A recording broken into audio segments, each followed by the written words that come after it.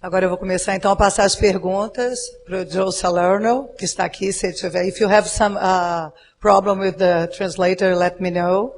A primeira pergunta é do Cristiano Chioca, ele quer saber como é a aceitação nos dias de hoje, nas universidades americanas, dos trabalhos de Mises e Rothbard.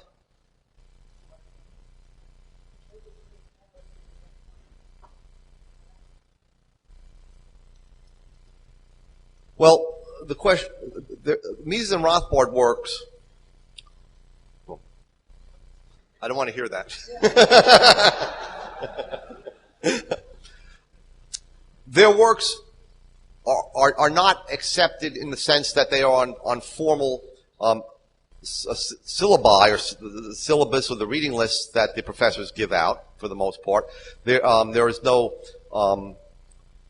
formal curriculum in Austrian economics in any university in the U.S., though there are more and more movement by individual professors to introduce Austrian ideas into the classroom, to have their students read Austrian works, to have their students consult Mises.org and read the various things that are put up, pieces that are put up there. So it's compared to 20 years ago, there is much more, let's say, informal acceptance and promotion of the Austrian school. And especially with, as Lou mentioned, the meltdown in financial markets, we find that people are searching, even academic economists are searching for answers, okay, to a phenomenon that they never expected, that they were told by central bank chairman after central bank chairman would never occur. That the U.S., or that the Federal Reserve and other central banks were in fact lenders of last resort and would always and could always perform this function. But now that that function more or less disappeared and had to be replaced by really nationalization of the financial industry to stop the meltdown, or at least to postpone it, as I said, people are looking for answers. And they're looking to Mises and Rothbard. I might mention that very recently, an eminent economist from UCLA, a very prestigious university in the United States, used Rothbard's work in talking about the Great Depression. That is, in explaining the length and depth of the Depression and unemployment during the Great Depression. And this article appeared in the Journal of Economic Theory, one of the most highly ranked journals in the U.S. So we are moving forward on all fronts in the U.S. As usual, universities will be the last place where Austrian ideas take hold. Okay, that's because Marxist ideas haven't fully left the university system. Vocês estão me ouvindo aqui, então? Ok. A gente tem uma pergunta do Luiz Graciano, ele quer saber o seguinte, ele gostaria de compreender as bases filosóficas da Escola Austríaca de Economia.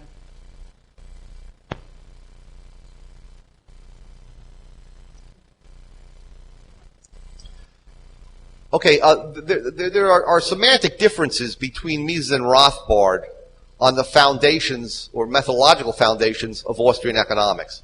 But both agree, and I think most Austrian economists would agree, that the fact of human action, the fact that we all know that we use means that are scarce to us to achieve our most desired ends, that is the starting point of human action.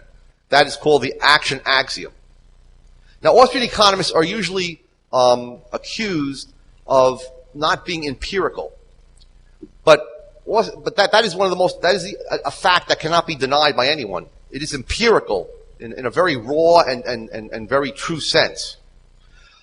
From that axiom, there are deduced many different conclusions. Now, one thing that you should keep in mind, and that is that the conclusions or the theorems of economics do not all apply to every event in the real world. So, what the economist has to do is be a good historian in the sense of looking at and positing, considering the true conditions under which action takes place. So, in the United States, we have a fractional reserve banking system.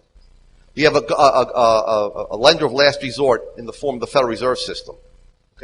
Those are conditions of the real world, what Mises would call concrete conditions of action.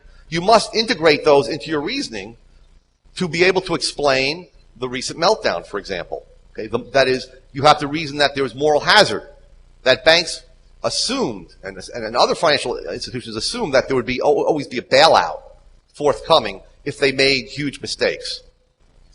So, we reason deductively, but in our chain of reasoning, we always introduce facts about the real world that are relevant to the case in hand. And that, I think, is a realistic methodology.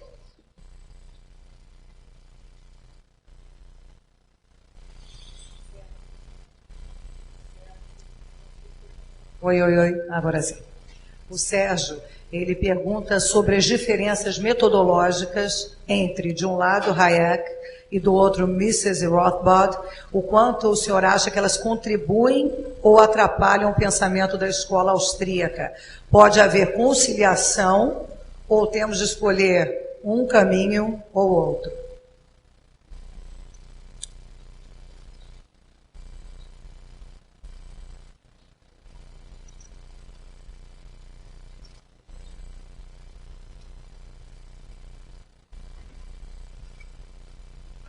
If I understand the question correctly, it asks about the disagreements between Mises and Rothbard on the one hand on methodology and Hayek on the other hand. There are differences, and they can't be denied. As Hayek grew older and developed his own system of thought, he tended to reject praxeology, or at least think it was insufficient to derive realistic economic theories. He believed that you need, quote, a theory of learning, a theory of knowledge. Now, I disagree with that, and certainly Rothbard and Mises disagreed with that. However, I don't think those differences in methodology are as important as the similarities between Hayek on the one hand and Mises and Rothbard on the other hand. And where I think their similarities are important, and especially relevant today, is in business cycle theory, where we find Hayek developing Mises' theory.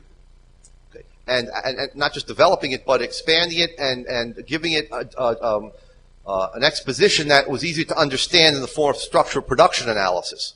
And then from there, Rothbard built on Hayek's structural production analysis and added new insights about the business cycle theory. One area where I do think there are relevant differences is in the socialist calculation debate, which I have written on. And there I think Hayek stressed the fact that knowledge was dispersed among different people to the exclusion of, I think, the more important problem with socialism, which Mises and Rothbard saw. And that more important problem was one of calculation. That no matter how much knowledge the central planner or the board of central planners possesses, and how much access they have to statistics, they cannot come up with, develop, or formulate a price system. Okay? One mind cannot develop a price system. A price system is developed through what Hayek, Mises called the intellectual division of labor. That is, entrepreneurs bidding for resources on the basis of what they believe are future prices. So you have entrepreneurial bidding against one another, and then we have a structure of prices that arise at every moment. And at any moment, anyone can use that structure of prices to calculate their costs and benefits, the costs and revenues, their profits and losses, and to decide, given the uncertainty of the future, whether or not they should commit their resources to a certain area of production. Next one in English, Professor Salerno. There is a disagreement between Mises and Rothbard about ethics. To Mises, economic has not to say about the ends of an acting man. To Rothbard, the question is still open. What would you say about these economic problems? Thank you. A pergunta é do Alfredo Marcolin Peringer. Could you just repeat the first part of the English? Yes, there is a disagreement between Mises and Rothbard about ethics. Yes. Thanks. And what do you say about Ethics. Yeah. And I didn't. To Mises, economic has not to say about the ends of an acting man, he says. Okay. I think both Mises and Rothbard agree on one aspect, and that is that from the point of view of economics, we can't judge the ends. Okay. Now, in ethics, Rothbard believes you can rationally judge the ends. Okay. He bases himself on a theory of ethics or a theory of natural rights. that goes back to St. Thomas Aquinas and further back to Aristotle. Mises, on the other hand, while he doesn't want to judge the ends, does make a judgment in some sense. And that judgment is that everyone pretty much desires prosperity, freedom, a civilized life, and so on. So he would and that's he implicitly what Rothbard would call smuggles in this ethical judgment that, in some sense, what the masses desire, these ends that are all pretty much uniformly desired, is right, and that we can judge economic policies in relation to this standard. I am not a philosopher. On this question, I do stand with Rothbard. I think Mises tries to import into economics ethical judgments without making explicit ethical judgments, and I don't think that you can do that in economics. Obrigada. Eu gostaria de lembrar que vocês podem fazer perguntas também pelo microfone. Do lado direito eu tenho a Paula, do lado esquerdo eu tenho a Júlia. Vocês podem levantar a mão e simplesmente fazer a pergunta diretamente para o professor Salerno, se for o caso. Por favor, não fiquem tímidos. Ali, ó, tem uma pergunta ali atrás.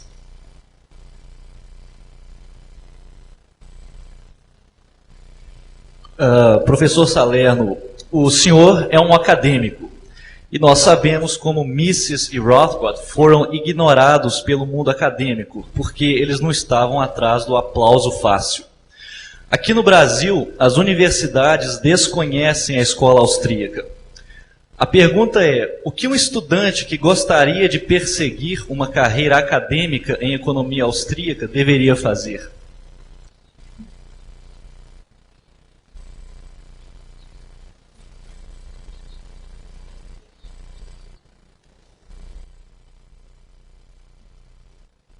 If a person in Brazil feels a calling to follow a career in Austrian economics, and they want an academic career, I think now there are very good options.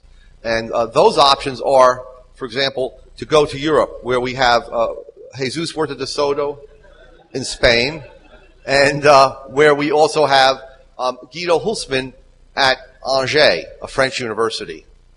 And as I understand it, any EU language now can be used to write one's dissertation as long as you're enrolled in two programs in two different countries. So, for example, someone from the United States can write their dissertation in English if they are enrolled both with Guido Hülsmann at Angers and Huerta de Soto in Spain. So, certainly since Portugal is an EU member, though maybe not for long, you can write your dissertation in Portuguese, I would assume. Okay, so I think that's one option. Okay, other options will become available. I think in the United States we have a master's degree program coming online at Grove City College for those of you who speak English. I think which will be a very good program run by Jeff Herbener.